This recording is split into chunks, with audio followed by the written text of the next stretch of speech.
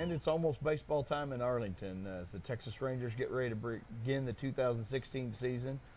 Jonathan Hull here with Andy Newberry. A year ago this time, we didn't think there's any way they were winning this division. No. And not really anybody did. Jeff Bannister's first season, I think, will always kind of go down in the history books of the Rangers as one of the more, surprising, exciting, a team that everybody kind of got behind. And nobody was really buying it until June, and then they go on this run. It was this incredible run and put something together, and it kind of stayed together. You kept waiting for that moment. It's going to fall apart. It was supposed to just fall apart. Well, John Daniels kind of gets a say for that. He season. does. If you're going to give Jeff Bannister the win, which I do, because I think he kept the team together when it could have fell into a 90-loss season real easily. There was a lot of days they went to the park. They had no reason to think their pitcher matched up. They were just mixing and matching, and names that we forgot about were starting key games, and he kept it together. And then John Daniels went out and got him Cole Hamels and a bullpen.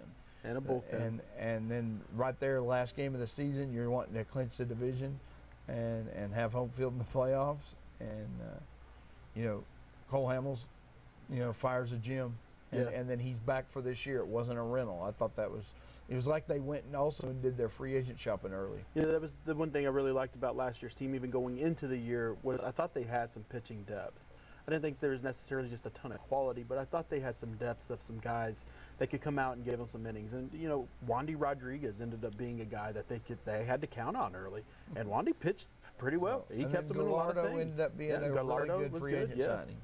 They had things work out and go their way. Even Nick Martinez, held down the fort long enough until they were able to replace him with someone else, until Martin Perez and guys of that nature came back and were able to kind of boost that rotation a bit. You forget that rotation had like a franchise record setting performance, a string of quality starts. Yeah, and you'd have never thought that. Never would have thought that. With no Yu Darvish and no Holland really all year. And it's nuts to think about how far they came with that pitching staff. But again, I like the depth of the pitching last year, like going into the year. But I just thought they had some guys that could work. The bullpen was just atrocious leaving the year. You had Feliz as a closer. And not much behind him, and that was why when I was looking at that, I was thinking this is a fourth place roster at best. If there's one area that you can improve a baseball team fairly easily, it is the bullpen, and you can make some trades that can improve that. I think that's a position you can throw in some different arms and try some different things that you can find something come together, and that's what they were able to do. Well, it's hard to put your double play combination together because you need that chemistry, and you're in the clubhouse every day.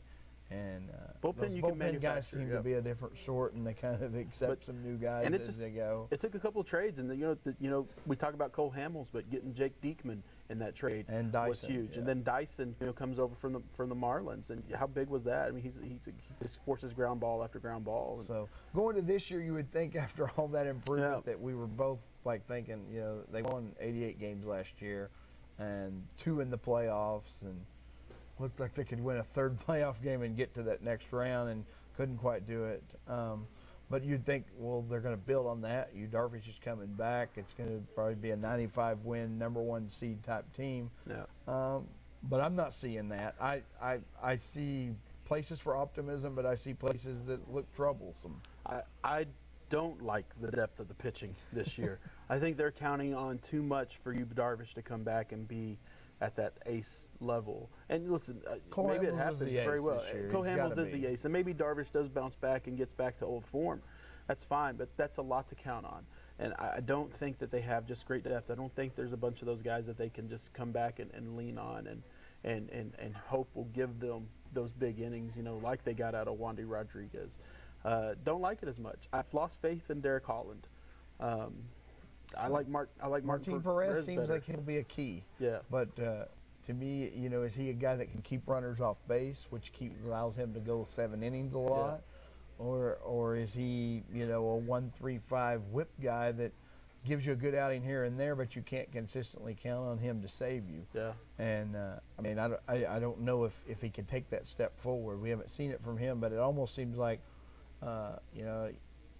that some people, the close to the team, think he has a better chance to take that step forward than Holland. And Holland really never completely put it together. I've lost my faith in him. Now, that will say this: the bullpen is great. completely better than it was a year ago. Yeah, I think it's better. They brought in Tom Wilhelmsen in that just the adds trade to for it. Leonis Martin, and he's been a solid reliever for the Mariners.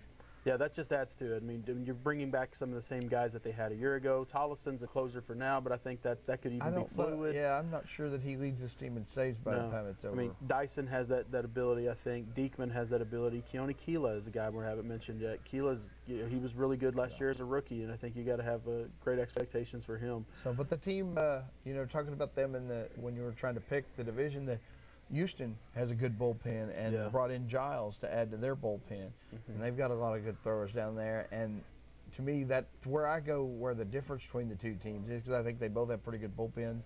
And obviously, Houston's rotation would have to rank a little better. They've got the reigning Cy Young winner, Dallas Keuchel, coming back. Colin McHughes is still a really good pitcher. But where I'd really see the difference is they have young, developing position players that'll probably be better than they were last year, where the Rangers have Prince Fielder and Beltre are arguably your best two position players that you can count on for production, and they shouldn't be getting better at this age. No, probably aren't getting better, and I think you've seen, Prince is a great hitter. He proved he's a great hitter last year. He adjusted to the way teams were playing him to pull and whatnot, and became a great hitter. But when he did that, he lost his power.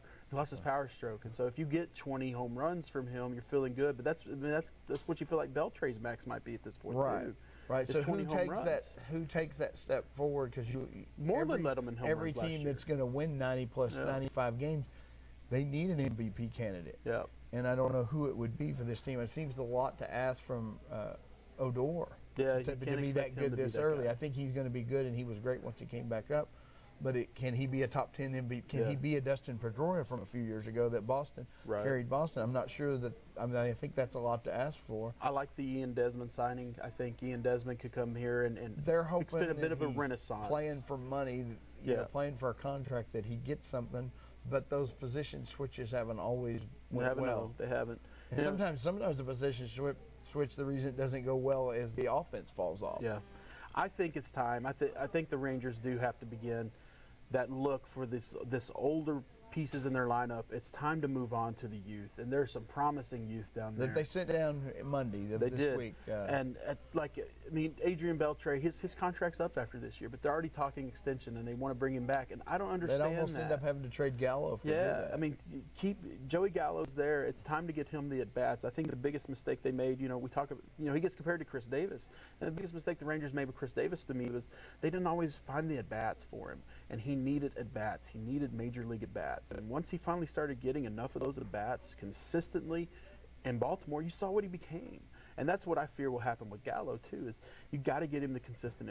Yes, he's striking out a lot, and you're going to see a lot of those strikeouts. Well, Chris Davis still strikes out a lot, but he also hits 40 home runs. And I think that's potential you have with Joey Gallo.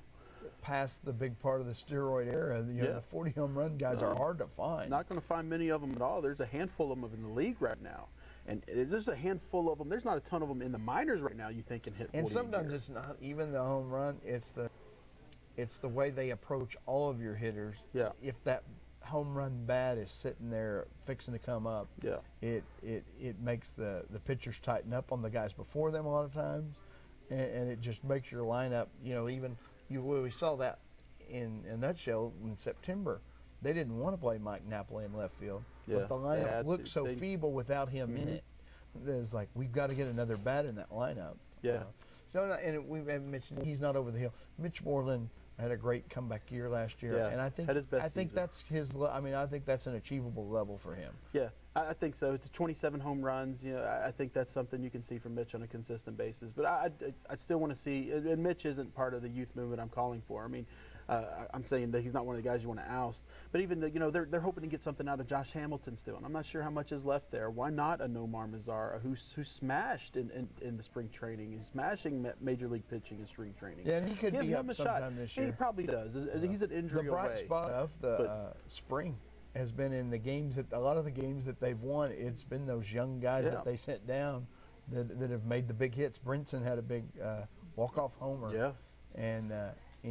Gallo had a few hits, and Mazar was really good. I guess to come to tax now, I guess what do you see for the Rangers? How do you see them finishing? I see them being in the race the whole way. I do too. And I see, if I had put a number on it, and we'll come out with our predictions next week, and I may change. Right now, I'm thinking like 85, 77. You know. Yeah, I'm kind of the same area there. I think the Astros are a better team. I think they win the division. I like the Mariners. I like the pieces they've added. I think them and the Mariners will be in a dogfight and they'll probably be in a dogfight for a second wild card too. But I think second place in the division. I also like the Astros. I think the Angels fall off a little bit, and Angels could even dive bomb to last in this division. Yeah. If Oakland I see Oakland bouncing back a little bit. They're not going to win 68 games again. I think they're going to approach the 80-win mark. Yeah, the Rangers are going to be in the mix for the wild card spot. It's going to be tough. It's going to be a tough spot for them to get, though. It's a challenging one to get. Because I kind of see, talking about the rest of the AL, I like Cleveland as a playoff team this year. I don't think Kansas City falls so far off that they're not a playoff team. So I think a wild card comes out of that division. And then in the East, it's going to be hard to keep the Yankees and Red Sox out of the playoffs.